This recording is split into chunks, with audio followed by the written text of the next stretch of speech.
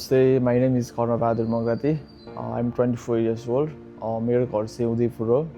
म चाहिँ एक प्रोफेसनल मुay थाई फाइटर हो। मेरो मुay थाई जर्नी चाहिँ कसरी सुरु भयो भने म चाहिँ पहिला चाहिँ किक बक्सिङ खेल्थेँ। मैले के गेम पनि खेलेँ मैले किक बक्सिङको। किक बक्सिङ खेल्दा खेल्दै फेरि मुay थाईहरु पनि आउन थाल्यो बिचमा। अनि हल्का अब वान च्याम्पियनशिपहरु फाइटहरु पनि हेर्न थालेँ। अनि रोट्याङहरुलाई देखेर चाहिँ मलाई पनि मुay थाई गर्न मन लाग्यो।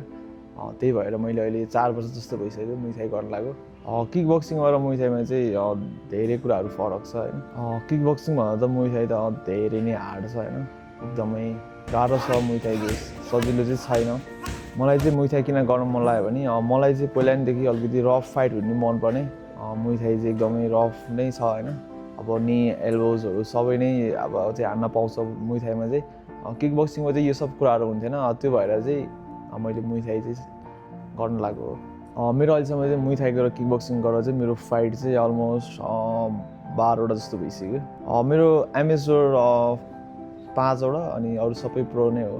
अनि गाउँमा चाहिँ यस्तो भयो मेरो चाहिँ गाउँमा चाहिँ अब धेरै नै झगडा गर्ने हैन, कहिले यता कहिले उता। अनि बाउआमाले चाहिँ अब काठमाडौँ पठाइदिनु भयो मलाई, छोरो पढ्छ राम्रो भन्छ भन्न। तर काठमाडौँमा नि त्यसै के अब जहिले झगडा पर्ने यताउति हैन, जहिले झगडा पर्दिने के।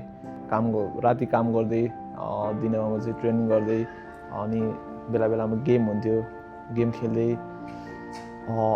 त्यसरी नै मेरो लाइफ चलिरहेको थियो। म चाहिँ अब चाहिँ के गर्छु भन्दा चाहिँ अब म फाइटमा चाहिँ लागिसकेको थिएँ। अब तब बिचमा चाहिँ मेरो बाबाको चाहिँ हेल्थमा चाहिँ केही प्रब्लम आइदियो। यताउति चेक गर्दा थाहा भयो कि बाबाको दुवै किडनी फेल रहेछ। अनि केही टाइम त अब त्यसमै मेरो टाइम वेस्ट भइहाल्यो।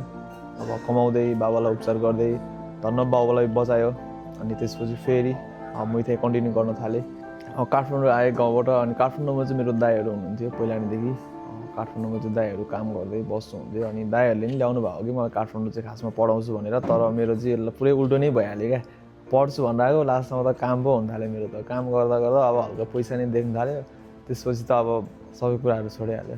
म चाहिँ फाइट गरिरहेको छु। मलाई फ्यामिली सपोर्ट चाहिँ त्यस्तो छैन हैन। अब मलाई फाइनान्शियली चाहिँ त्यस्तो सपोर्ट कसैको पनि छैन।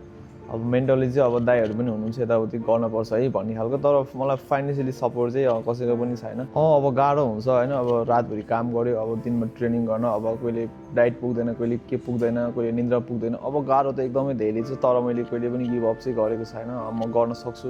मेरो चाहिँ यस्तो हुन्छ बेलुका 8 बजेदेखि चाहिँ बिहान मेरो 4 बजेसम्म चाहिँ काम भइहाल्छ। 4 बजे रुम आउँछु, काम सकेर रुम आयो अनि खाना हल्का केही खाजा खायो, सुत्यो, उठ्यो, फेरि हल्का रेस्ट गर्यो, फेरि ट्रेनिङ। यसरी नै मैले चाहिँ म्यानेज गरिरहेको छु अहिले ट्रेनिङ कामलाई चाहिँ। मेरो बाबाको हेल्थ त्यस्तो दुवै किडनी फेल छ। त्यो कारणले गर्दा चाहिँ बाबाको खर्चहरु, बाबालाई उपचार गर्नेदेखि लिएर खाने बस्ने सबै मैले नै हेर्नुपर्छ र मैले नै हेरिरहेको छु। यो दुवै म्यानेज गर्न चाहिँ अब गाह्रो हुन्छ। अहिलेसम्म जति पनि फाइटहरु गरे मैले त्यो फाइटहरुबाट मैले धेरै कुराहरु सिकेको छु हैन। म चाहिँ फोरम्यान टुर्नामेन्ट खेलेको थिएँ जसमा चाहिँ मेरो अपोनेन्ट चाहिँ लाखपा थियो। अब मेरो नेक्स्ट अपोनेन्ट चाहिँ गुमन हो। गुमनको चाहिँ उसको क्लिन्ज र एल्बो राम्रो छ। तर मैले उसको गेम राम्रोसँग एनालाइसिस गरेको छु। म रेडी छु। उसको स्ट्रेन्थ चाहिँ उ अब उसको राम्रै छ पन्चहरु, एल्बोहरु। उसले अलि प्रेसर दिएर खेल्न खोज्छ। तर केही छैन। म पनि एउटा प्रेसर फाइटर नै हो हैन। म पनि स्ट्राइकर नै हो। म पनि प्रेसर दिएरै खेलिदिन्छु। यो गेमको लागि चाहिँ म एकदमै हार्ड ट्रेनिङ गरिरहेको छु हैन। पहिलाको भन्दा चाहिँ एकदमै फिजिकली मेन्टली म दुवै रेडी छु। ट्रेनिङहरु एकदमै हार्ड नै गरिरहेको छु म रिङमा इन्ट्री हुँदा चाहिँ जहिले जित्नको लागि मात्रै जान्छु। I respect my opponent but I am coming for the win. गुमान तिमीलाई यो फाइट इजी चाहिँ हुने छैन किनभने आउँदैछ मिस्टर कर्ण। Let's go. सबैजनालाई धन्यवाद सपोर्टको लागि। म यो फाइटमा चाहिँ म मेरो 100 दिनेछु। यो मेहनतको रिजल्ट चाहिँ अवश्य नै म तपाईहरुलाई देखाउने छु। हाम्रो यो EFS फाइट नाइट चाहिँ यो फाइटमा चाहिँ मुay थाईमा चाहिँ केही गर्छु केही बन्छु भन्नेको लागि चाहिँ एकदमै राम्रो छ यो हाम्रो EFS फाइट नाइट चाहिँ। म चाहिँ यो WBC नेसनल टाइटलको लागि म फाइट गर्दैछु। यसको लागि चाहिँ म अलि एक्साइटेड छु हल्का। यसको लागि यस्तो धेरै मेहनत गरेको छु। लागिरहेछ कि बल्ल अब मेरो मेहनतको फल चाहिँ यसो मिल्दैछ मलाई।